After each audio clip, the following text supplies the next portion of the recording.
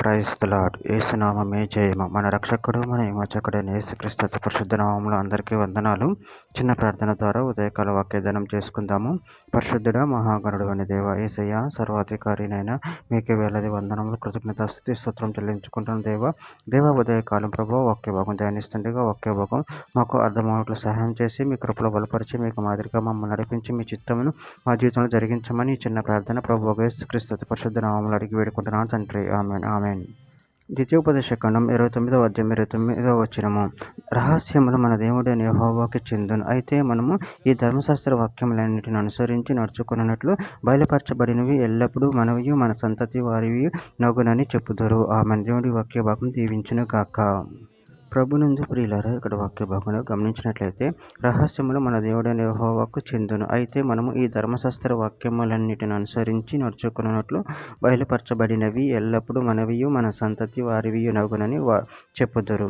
అదేవిధంగా వాక్య భాగంలో గమనించినట్లయితే యోబు గ్రంథం 11వ అధ్యాయము 6-7 వచనాలలో ఆయన జ్ఞాన రహస్యం నీకు తెలియజేసిన మేలు, జ్ఞానము నీ యోచనకు మించినదని నువ్వు తెలుసుకుందువు.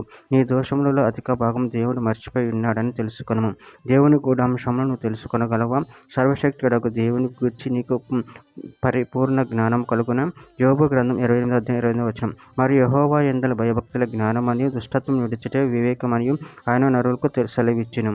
కీర్తన గ్రంథం 25వ అధ్యాయం 14వ వచనం. యెహోవా మర్మము ఆయన యందు భయభక్తులు కల వారికి తెలిసి ఉన్నది, ఆయన తన నిబంధనను వారికి తెలియజేయును.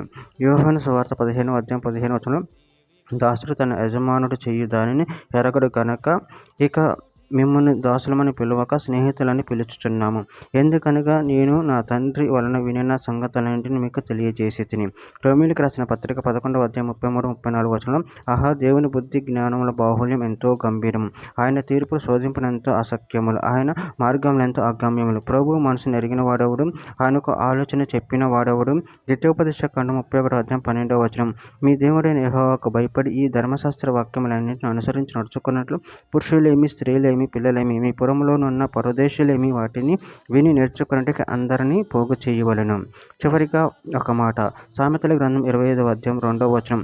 సంగతి మరుగు చేట దేవునికి ఘనత, సంగతి శోధించుట రాజులకు ఘనత. ఆమె. దేవుడి వాక్య భాగం దీవించిన కాక. చిన్న ప్రార్థన చేసుకుందాము.